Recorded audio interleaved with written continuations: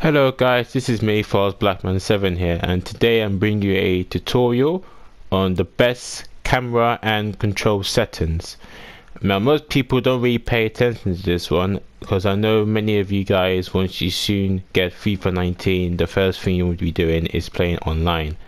But I'm going to show you some simple settings that you can use, so when FIFA 19 comes out you have a better, have a leg up on your opponent, and this will make you become a better FIFA player.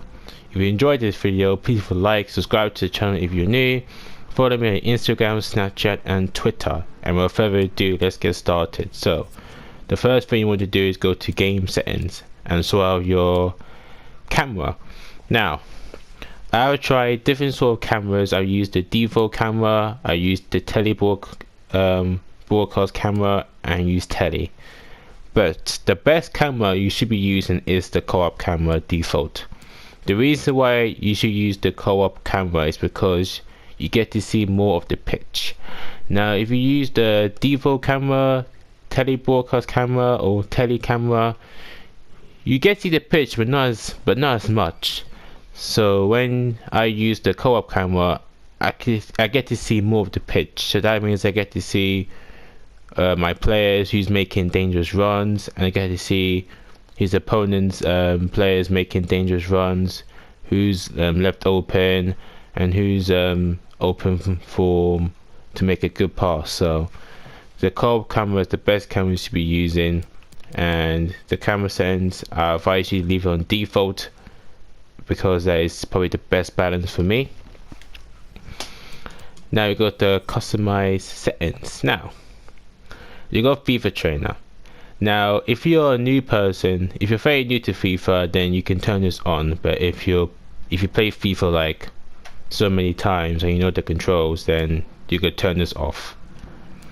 Timed finishing. Now this is very new into FIFA 19.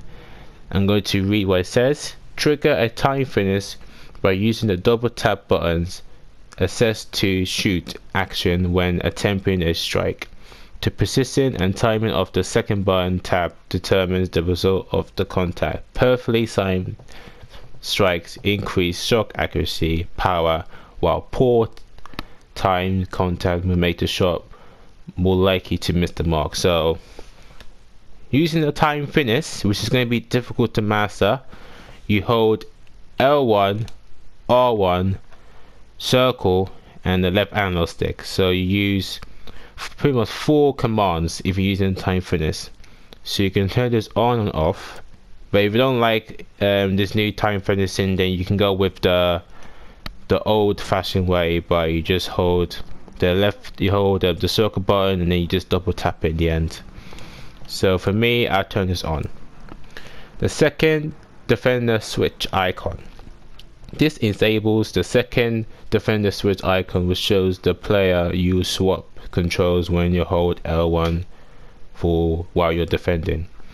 So if you turn this off, it means that you don't know who's going to be closing you down.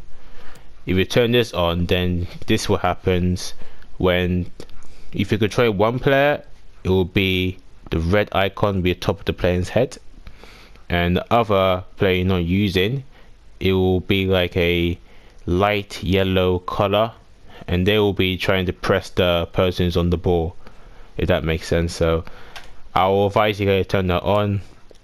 Pass block assistance. Enable pass block assistance to allow your AI control player as well to attempting to intercept a pass automatically when the ball is close by. So if you turn this on, this will happen.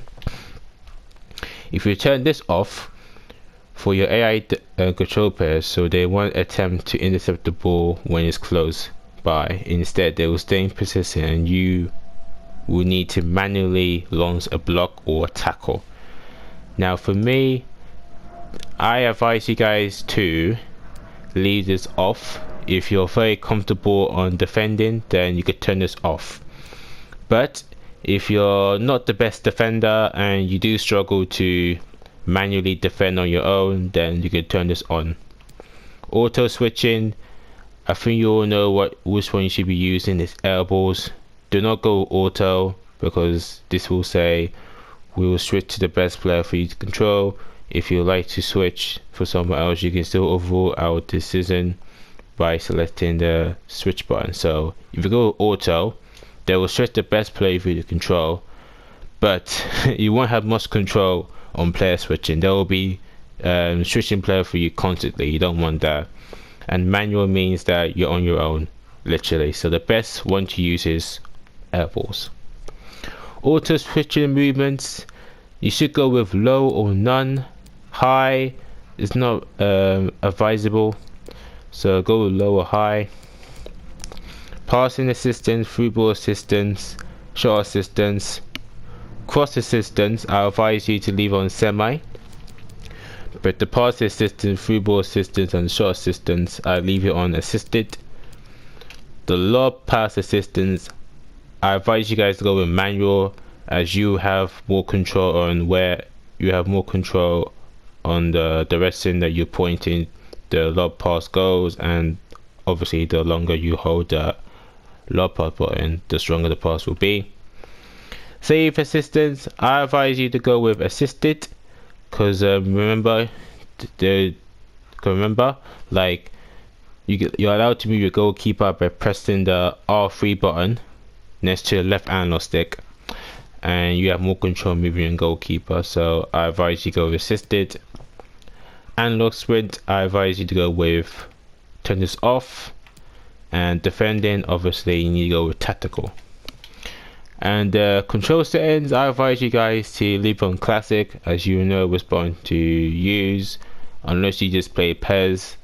And don't try and complicate it. Just keep it on classic for when you're defending and you're attacking.